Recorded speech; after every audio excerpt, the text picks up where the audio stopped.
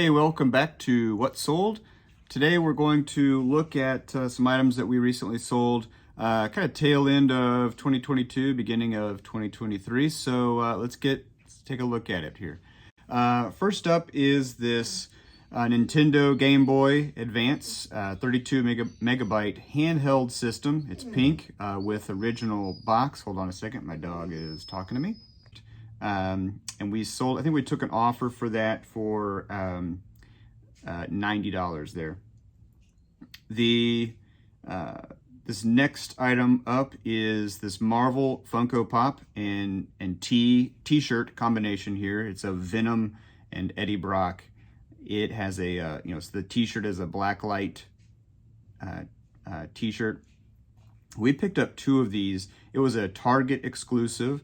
We spent $25 each on those Funko Pops, and we sold one at $55 and another one we took an offer for $45. Next we have these Birkenstock Boston clogs, size 41. These were in used condition, picked up at a thrift store. Used condition, slightly used condition, I would say.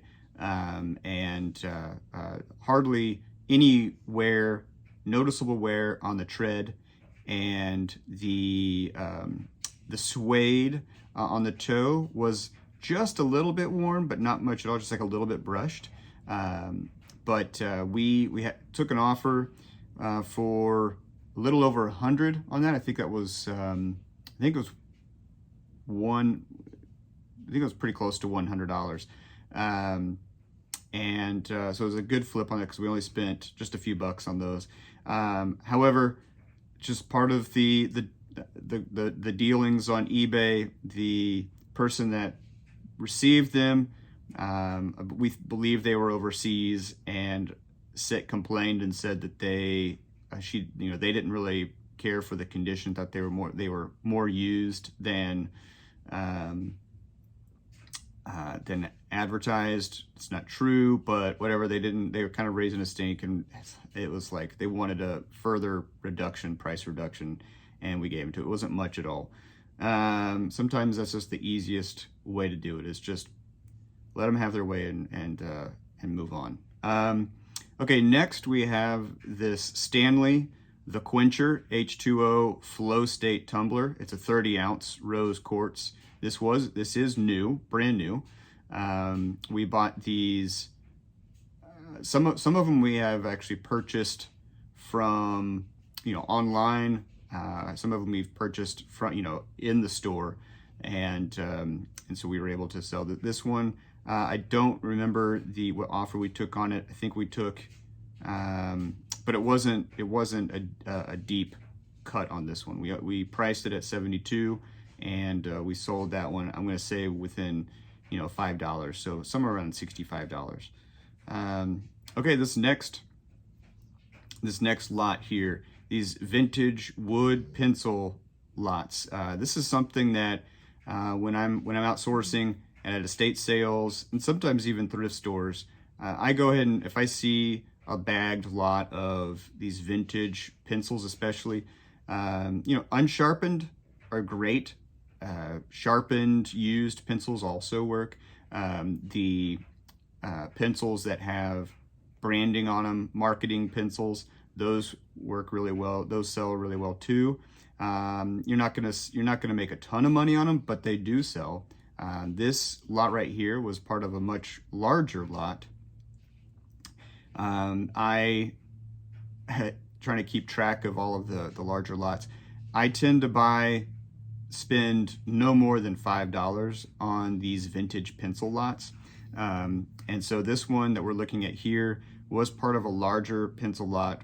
Probably paid $5 for it, no more than $5. And there are other pencils in that. So let's just say I spent $2 on this and took an offer for $15 on that. Do your research, learn more about the markings on those pencils, what they mean. Like, so what differentiates a number 2 pencil from a number 3, and so forth. What's it, those hard black or the soft lead pencils? all those, there's scales to that. So understanding what those mean, and so how those are priced. There are markets for those different types of pencils, and so you know how to price it and mark it in your listing. Sorry about my dog back there in the background talking. He's kind of anxious right now. Okay, next we have a vintage mechanical pencil, black. This is a refill. This is a vintage pencil refill lead. This Musgrave Harvest pencil lead here. This is part of a larger lot, spent just a few bucks on the larger lot, and so I don't know how to price how much I paid for this, but we took an offer for $17 on that one. So we listed that, and within a few days it sold. So that was a nice little flip. Also, from within that same lot from the Musgrave Harvest lead that we just looked at, there's this vintage Scripto mechanical pencil refill lot. Like I said, same lot. There's a lot of 5. We took an offer for 15 on that. These vintage art soda bottles. Okay, there's an older Dr. Pepper bottle, this Crossfield, and then there's also this small little bottle, Unknown. These bottles are part of a lot that a lot of about 15 bottles, paid $6 for them, and I've sold maybe 4 or more bottles already. 5 bottles from that, from that lot. And so one bottle, it paid for the entire thing. But the buyer just wanted that middle one, the bottle in the middle, and the smaller one on the right. Didn't want the Dr. Pepper bottle. Said I can keep it, and we took an offer for $16 for that, and shipped it out, and they were quite satisfied. So also from that same bottle lot that we purchased, there was this one right here, this 1960 ABCB Convention Detroit. It's a painted bottle. This one, like I said, came from that same lot for $6, sold this one for $14. Okay, next we have a Barbie Princess and the Pauper Dolls. This is Annalise and Erica, King, Dominic. They're from a wedding here. These 3 came in a larger lot of dolls, and digging through that lot, we were able, and looking at using Google Lens and looking at the outfits that were in the lot, we were able to piece this together. We were pleasantly surprised to find that these 3 go together, and we took an offer. Actually, we didn't take it off. We sold it for our list price of $199.99. So definitely paid for the lot and quite a bit on top of that. So this came. Shoot! I wish I should have done my research. I don't remember how much we paid for all the dolls together because, again, it came from a larger lot. I'm going to say we probably didn't pay more than $25 for all the dolls. Okay, next, this came from the same lot of dolls, this rare Barbie and the Three Musketeers Renee doll. We sold for $34. And I tell you what, using Google Lens and other tools like that, research tools like that, can really help identify these Barbies, because not all Barbies.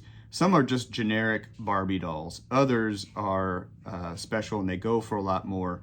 And sometimes it's not so much the figure, it's the outfit. So using Google Lens, doing research is really helpful and key to figuring out the names of these dolls, why they're out, what their outfits are. So that was really good. $200 and then another $34 on top of that from that lot. Okay, this next one is a 1999 Tonner 16-inch Tyler Wentworth Collection Gallery Soiree outfit. I don't believe it's it is a Barbie outfit. It's new in a box. We bought like 6 of these at a garage sale. and paid just a few bucks each, or less than that. You know, maybe, yeah, about just $1 or $2 each. We bought, like I said, 6 of them, and this one we took an offer for. It was in the 40s. I think it was probably like let's just call it 40 bucks on that. Okay, also within that same, so this is another one we picked up from that garage sale. A couple bucks in on this all decked out Barbie doll outfit. It is new in box. This one is new in box. Both of them are new in box. Sold it for $42. Next, we have this Disney Pixar Cars Stunt Racers Andre Transforming Transporter Semi. This is part of a larger Disney Cars lot. You know, back, probably I would say, we've been sitting on this one for a while. There were a couple years ago, we were getting Disney car lots, paying $10, and there were like hundreds of them, right? In there, so this one was probably within one of those lots, and we took an offer on this one for I would say $17 on that. Okay, Transformers Rescue Bots. This character here, Rescan Moorbot. It is a this came from a small baggie, you know, at the thrift stores. One of the thrift stores we go to in our area, they will bag up just handfuls of somewhat similar toys and, you know, staple them, and so we can get these little baggies of toys for, you know, $5. And so this came from one of those baggies of toys, and we sold that for $19. Also, within one of those like baggies of toys is next item up here is this Octonauts Gupper and Quasi figure. We sold that for $32.50. Okay, all right, we've got, next up is this huge lot of Squinkies toys. These are the little figures. They're probably about a ½ inch tall.